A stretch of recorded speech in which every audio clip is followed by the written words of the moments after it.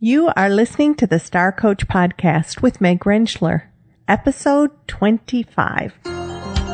Welcome to Star Coaches, the show for professional coaches that brings you coaching strategies, tools, and resources. Whatever your focus or niche, take a front seat weekly as industry leaders, decision makers, and innovators share their wisdom and expertise on the ins and outs of successful coaching. Now join your host, Meg Rentschler, as she connects you with your star coaching potential. Hello and welcome to the Star Coach Show. I'm your host, Meg Rentschler, executive and mentor coach. I want to wish you all a happy spring. You know, I remember being a little girl growing up in Michigan and being so hopeful that we could go to church on Easter Sunday morning without having to wear a coat over my pretty Easter dress. And of course, depending upon how early Easter was that year and what the weather was doing, my dress was sometimes covered up by a warm coat. Now, living in Texas, I think I've only worn a coat a handful of times all winter long. It's amazing how our perspective and how the things that are important to us change depending upon our environment, our age, the different things we're exposed to, and the lens that we're looking through, how that impacts so much around us. Understanding one another's perspectives and the things that are important to them is one of the values that group and team coaching brings to organizations.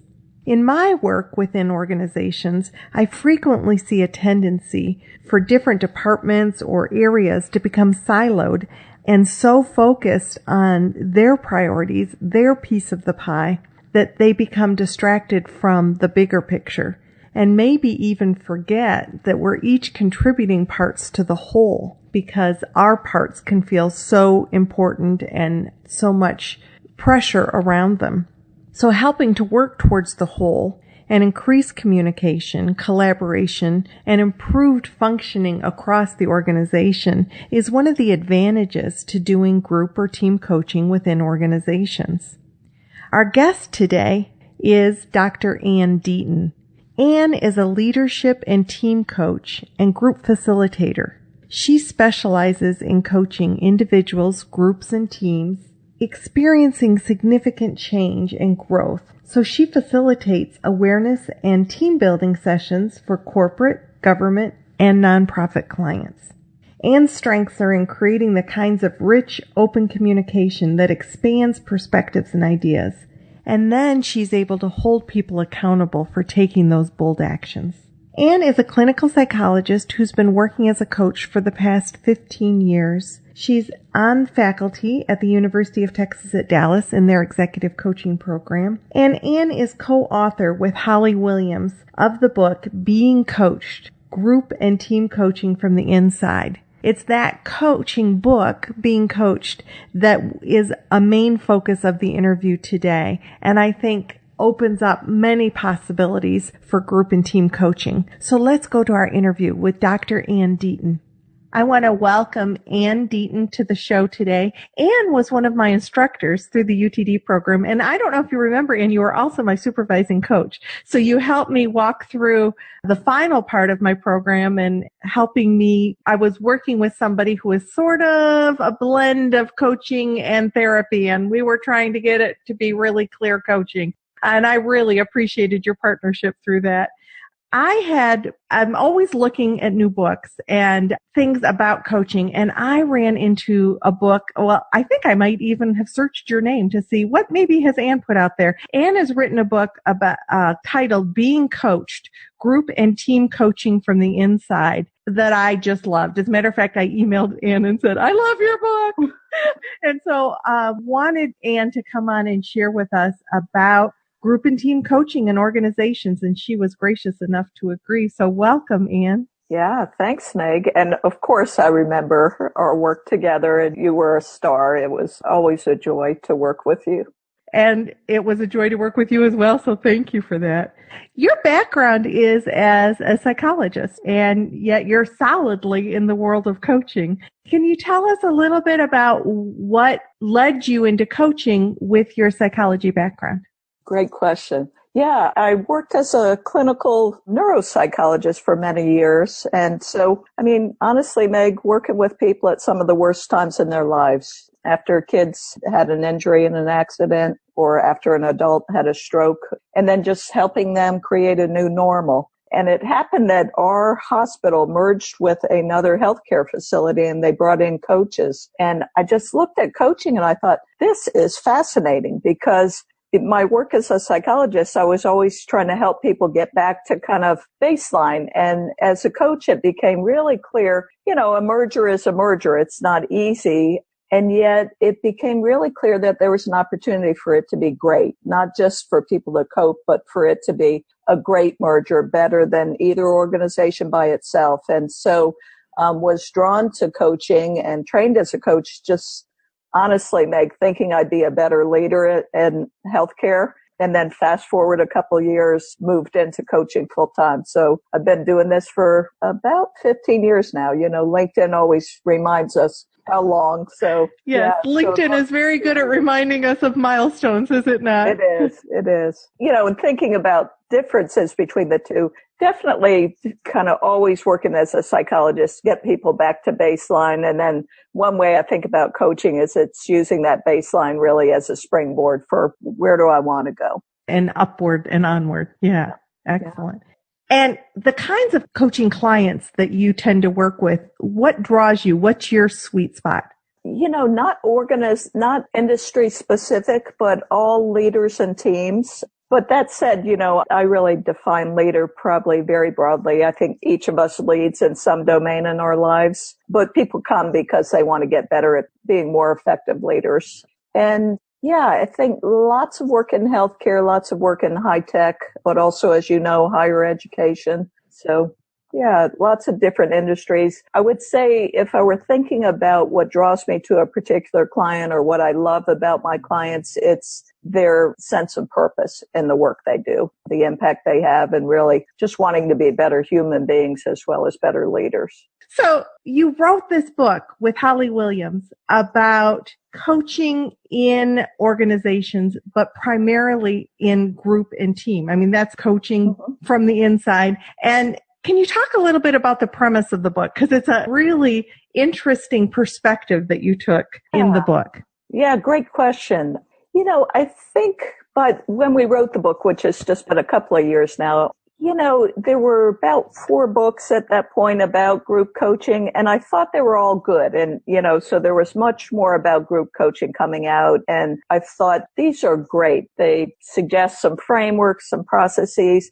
But what coaches would always say to me is, oh my God, I hate group coaching. I don't know how to do it. Like, it's uncomfortable. There's so much going on. And I thought, wow, it's really fun and valuable. And I wish other people felt that way. And so when Holly and I got together, it was like, let's not write a book about group coaching because there are actually really good books out there about group coaching. Let's write a book that captures the experience. And that way it'll be valuable to coaches. And it'll also be valuable to leaders who also maybe have a little trepidation about it.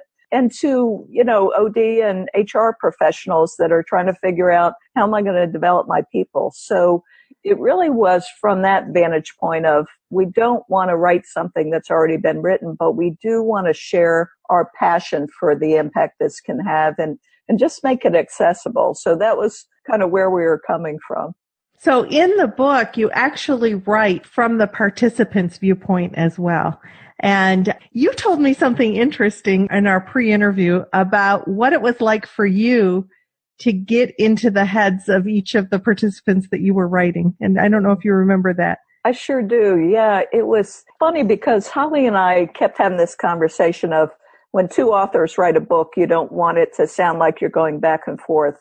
But in fact, each of us had characters that we were writing. And what was shocking to both of us was that as like Raj was one of the characters, and as I would write about Raj, I would be like, wow, I'm not writing about Raj anymore. It's like he's teaching me. He already has his own voice, and I'm just listening for what's Raj's voice. What's his experience and what's, And so they each really took on their own lives. I would say, we developed the issues they were dealing with ahead of time based on kind of composites of leaders. But then each of the characters really became who they were. And it wasn't like writing about them at all. It was really like channeling their voices. Yeah, sort of writing their story through you. And it made the group experience so powerful for the reader, being able to see the different dynamics. And one of the things that really struck me in the book was the structure that you built in. So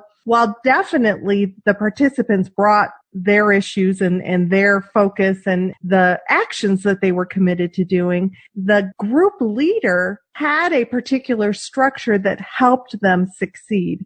There was a framework of, whether it was a mix of group and individual work, whether it was the resources that were available, coming together with pairs. So I guess my question to you is, if I'm thinking of, I'm a coach thinking about potentially doing some team coaching or some group coaching, what kinds of things do I need to be thinking about in how I set it up? Yeah, really good question. I love the way you asked it too, Meg, because it's going to be different for every single coach depending on setting and also depending on who they are as coaches. I would say the things that feel really important to me are that you do have a structure. And the structure is going to be different for everyone. So as you know, in this book, the structure is that each of the individuals gets 3 individual coaching sessions. They also get a peer coach, so they're coaching each other. And then there are 6 group coaching sessions. And then interspersed are, we could call them homework assignments, but typically something they're practicing or perhaps asking for feedback from others or reading a book or a chapter. And so there really is some common focus and a common lens, but it's amazing how differently people can take a common lens and what they walk away with. So for some people, they'll read something and, yeah, that was okay. And other people like, oh, that's mind-boggling. That changes everything. And of course, sometimes somebody who said, yeah, that was okay, shows up in group and someone else is saying, that changed completely how I approach my team. That person who thought, it was just all right for me, starts to see it differently. So it's part of the power of group coaching. And I would say one difference, certainly not much time in the group is spent instructing. So there might be a snippet about neuroscience or about leadership or about how to have a difficult conversation, but you're not teaching and your intention isn't that everyone walk away with the same thing. Your intention is everyone walk away with their thing, with the thing that's going to make them better. Yet at the same time, provide enough structure that it's not all without direction, or that people who might be an overwhelm, and some of your people were definitely an overwhelm in your group, had enough structure to build on to be able to kind of find the place in the wall to hold on to and pull up to where they needed to pull up to. Yeah. And one thing I always think about is, what are the best practices? So for me, a best practice in group coaching and team coaching is always to have a check-in question, a way that people become present. It can be a one-word check-in, what's the space you're in today, Meg? And you say, excited. And somebody else says, exhausted. So it can be as short as that. And then also to always have a checkout, which often is kind of what resonated with you today? What are you taking away? What's next? And so having those as kind of the bookends for the session so that each voice is always heard. And everyone knows they can count on that, right? And then something in the middle, some dialogue or question. And again, the ability for everybody to be heard, but sometimes it's going to be one person taking a lot of airtime and sometimes another, and trusting that each person walks away with what they needed.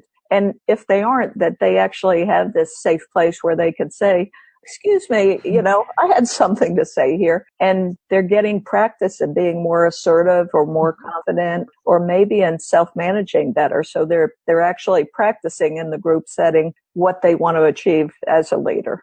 Such good stuff. And some specific examples in your book about people kind of the language they use to maybe push into that space of asking for their needs to be met was kind of fun to read as well.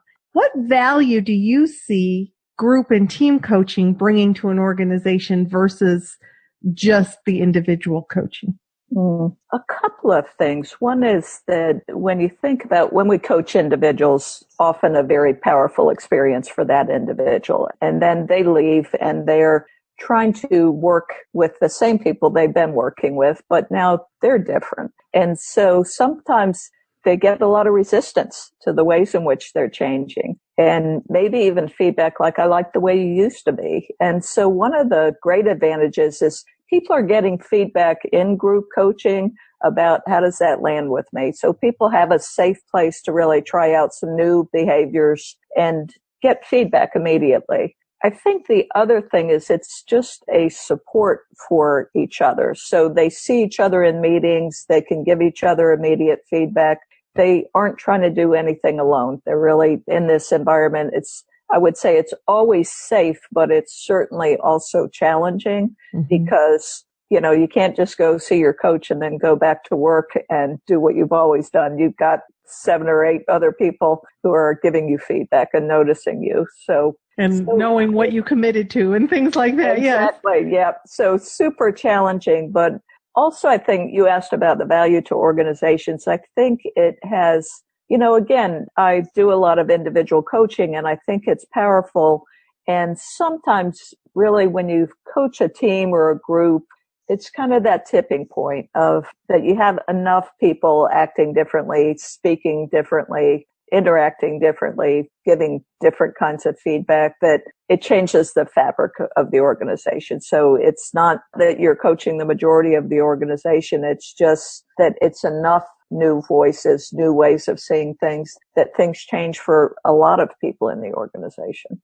So a bit of a ripple effect when you've got some key people that are looking differently at things. Yeah. The other thing that I find has occurred when I've done group and team coaching, and I heard a reference to this also in your book, is that it increases understanding. So if we're in our silo and we're focused on our important things, and it's easy to make assumptions about other departments and other people or their perspectives. And when you're working with somebody and you begin to hear about where their challenges are or what creates that space for them, I guess I have to let go of some of my assumptions and actually better understand. And that can create better across department and across company cooperation and collaboration. Yeah, and I think you used the word silos, or at least I heard that word as you talked. And I think absolutely right. I mean, we see what we see, and we see clearly what we see, but we're kind of missing all this area off to the side. And so sometimes it's really just a matter of like, people can come to group coaching and say, let's say the check-in question is, what's a success you had since we were together? And somebody will come and say, I just sold this great new product to this big company. We're off and running. And somebody else will look at them and say, did you think about telling me? Because my team is going to have to serve that client. And did you think about the impact it would have? And so that person and it's not for the sake of making them wrong. It's just for the sake of, again, taking off the blinders and saying, hey, when you sell a big product and you know that others in the organization have key roles, how about communicating? How about we all are on the same team here working together? And then everybody actually is usually very excited about that because, wow, isn't that great to have a partner in moving this work forward instead of realizing I've offended you and now I have to get you back on my team so that you'll help our customers. Absolutely. When you have been doing group coaching, how does it maybe sometimes expand for you? Or maybe I should say, what impact does that have on potential other business within the company? When I think, Meg, about all the different ways that's played out, it's kind of amazing. So sometimes it has played out very much as it did in the book, that you start with a group. So really the goal of the organization is to help individual managers get some coaching, but they really can't afford or don't want to afford one-on-one coaching. And so, 6 or 8 individuals will be getting group coaching, and then others will be hearing about it and saying, wait, I want that. And in many cases, actually, the senior leadership team saying, wait, we want that. Look at what they're doing and how great the feedback is and how they're listening to each other. We want that in our leadership team. So you'll often just see others seeing the impact and saying, I want that. Other things you'll see are just maybe workshops. So there'll be a particular concept in the group that people will get excited about. Maybe it's neuroscience and they'll say, well, not everybody's going to get group coaching, but how about you just share a little bit about neuroscience, what we know about human beings that would be valuable to our salespeople, to everyone. So they might say, can you do just a half-day workshop on what do we know about the brain and how can that help us partner with our customers? So things like that you're really excited about. And again, it helps the organization and you deepen relationships with the organization. Really good. And when you, let's say, submit a proposal or respond to a potential need for a group coaching situation, how specific do you tend to get in, like how much you outline it for them when you send it in? For me, and here's a place I think Holly and I approach it differently. So I think for Holly that really she has a group coaching program very much like the one depicted in the book, and that's what she offers to clients. And as you can see, that could serve a wide array of clients. For me, it's more that I'm in those initial conversations and listening for what are the pain points for this particular client? What are the resources that would be useful to them? And then I am submitting not just the logistics of how often we'll meet, but also what our goals are together. And I always, if I can, have one-on-one coaching, at least up front, so that it's an opportunity to get to know each member of the group in advance. And sometimes that's just not possible. So I think that building that in is great. And sometimes you really listen to the client and they say, we don't have a budget for that. And you still realize it could be really beneficial to do group coaching. So I think it, again, depends a lot on the client and on the coach, how comfortable you are with that. I'm very comfortable not running the same program each time because I know I'm going to learn from my clients just like they're learning from me and from each other. So, having a signature program you always do similarly or really customizing it for every client, I think both those can work. And maybe what's most important is that you're listening to the client and making sure the approach you're proposing will work for them in their setting. Definitely. One of the things that popped up to me as you were talking was that whole concept of being sentenced to coaching, right? So when a company decides that we want 8 of our senior managers to be in this group coaching program, and this is what we want, and we've got some goals that we want them to reach, how often do you bump into that sort of concept of, well, this wasn't my choice, I was sort of sentenced to coaching? Yeah. Well, it's one reason it's great to have that one-on-one session first, because then you can kind of share a little bit about what the company is seeing. And companies vary as far as how they roll it out. So sometimes they're saying that. They're saying to people, we chose you because you're high potential. We see you as our succession plan. But other times they're not saying much. And so that initial meeting can be a time that you can say, how do you see this coaching? And they'll say, well, I guess I have to come because my boss says I have to. And you're like, actually, no, you should definitely come if you have a goal for yourself and what you want to grow, but it might not be the right timing for you. So let's talk that through. Let's talk about what you would want if you participated. And so, 99% of the time the resistance goes away because they get to choose. They get to choose their goals. They get to choose their approach. And also very quickly, they understand that confidentiality, that their bosses or their talent development team is not going to hear about their individual story. They're going to hear about how's the coaching going. They're going to see what you're changing behaviorally, but I'm not going to be reporting to anyone about what you're doing in coaching. And so I think often that's the resistance, is just, can I really be vulnerable and work on myself, or do I need to look like a good leader already? So can I be in that place of growing and already being good? And so, I haven't found a lot of people turn it down. And when they do, typically it seems to be because it's not the right timing. They've got a new kid at home, or they have a new team and they really want to get their feet wet before they jump into something else that's new. Well, and by giving them that choice, I'm sure you disarm them right off the bat by saying, actually, no, you don't have to do this. So it immediately goes from sort of, I'm in the child state of being told that I have to do something, to you giving them back the power and saying, this is really up to you. Let's discuss what it might look like, and getting out of that place of, well, I have to do this because somebody's making me do it. Yeah. Really good approach. I think teams are harder, Meg, because sometimes you have an intact team and then opting out often isn't an option, really. Right. And so then it's, again, still having the conversation. What do you want from this experience? And people identifying, there is something I could get out of it. There are some things I'm dissatisfied with, and I can see how this would help with that. Can you talk a little bit more about the dynamics of team coaching versus a divergent group that might come from different places, but this is an intact team, and what some of the value might come from that, as well as challenges maybe? Let me just stack my question for you. Benefits and challenges. Yeah.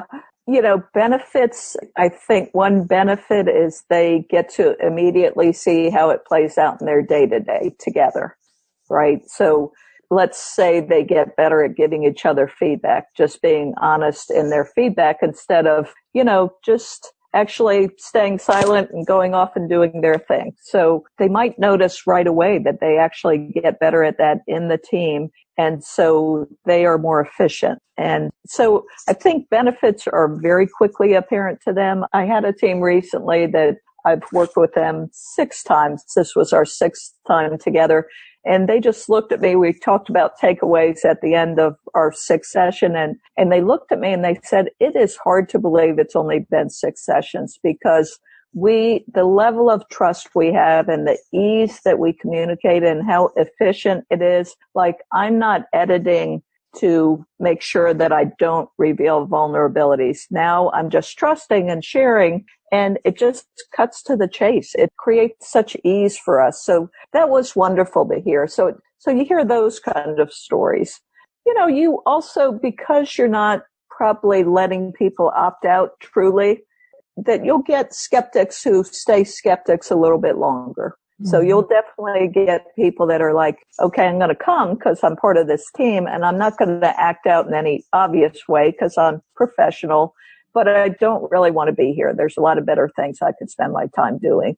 And so one of the things, Meg, this will sound woo-woo, but I always think about, loving our clients, loving who they are. And so somebody who is still feeling skeptical about the process and the use of their time, and it's the 3rd session and they're turning over their cell phone, and it's a great chance to actually say, hey, I notice, Meg, that you're distracted by your cell phone. Can you tell us a little bit about that? And it's not for the sake of making them wrong. It's truly for the sake of understanding their world. And in the process, they really do feel known, and they get to share, I don't know about you guys, but I'm running on empty. And if I spend this hour and a half with you guys, that means that line at my door is getting longer. And so they actually start to get partners in dealing with those difficult problems.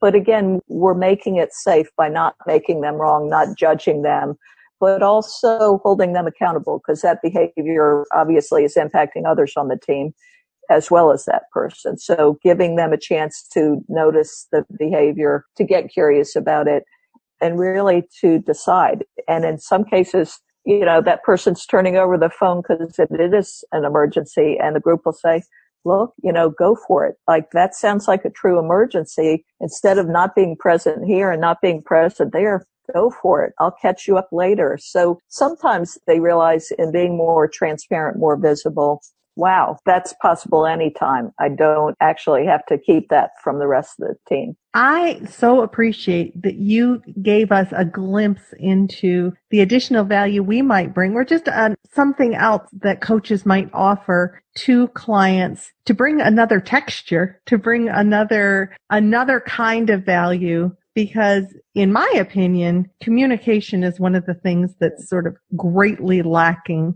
I think that life gets in the way, and we get caught up, and sometimes maybe don't really even understand exactly how we can best communicate. in a way that meets everybody's needs or helps with understanding and those kinds of things. So in bringing groups together and teams together and allowing that safety and that transparency and role modeling. Role modeling is one of the things that you talked about in the interview after the book, about how as coaches we can role model for our clients. Can you talk a little bit more about that? Sure. I think one of the things, just like the example we were just talking about, right? So typically what would happen in a meeting is that the person leading the meeting would say, everybody put down your cell phones, that's distracting. And so, and people would obey. And so that's possible to get people to obey.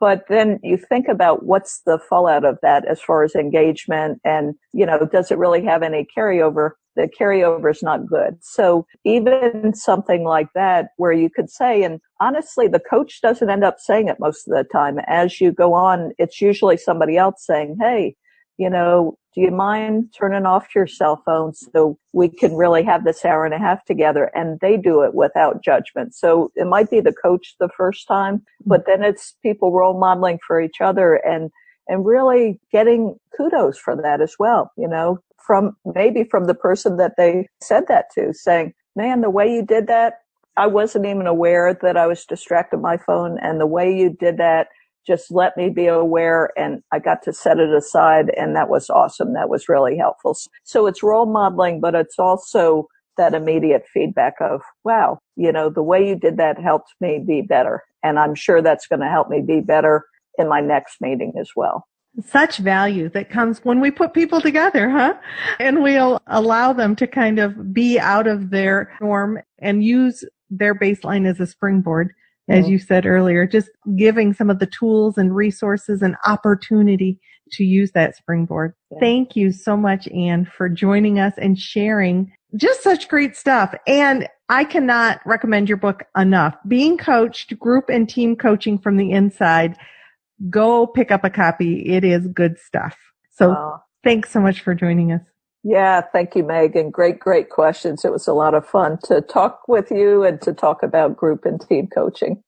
Awesome. I hope today's interview gave you new perspective on different ways you could deliver your coaching services. Group and team coaching is certainly one of those ways that can bring incredible value and new perspective to your clients.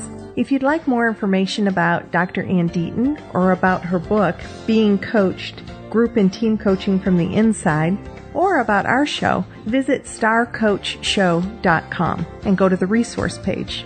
Now, Ann has actually given one of her books to the show for our ongoing book giveaway, and her book will be in one of the upcoming drawings. So while you're on the site, you might go to the contact page and sign up for the book giveaway, because you can't win a book if you're not in the book giveaway. We're currently finishing up on our giveaway of Results Coaching by Fran Schuster. This is going to be our last week for her book, and be sure to, like I said, be in the drawing if you want to win. If you're enjoying the show, I would so appreciate an iTunes review. Go to our starcoachshow.com website, and there's an easy button there to be able to click and get taken right into iTunes review. I hope you've had a fabulous week and that you have a wonderful week moving forward. This is your host, Meg Rentschler, wishing you the very best for your coaching success. Until next week.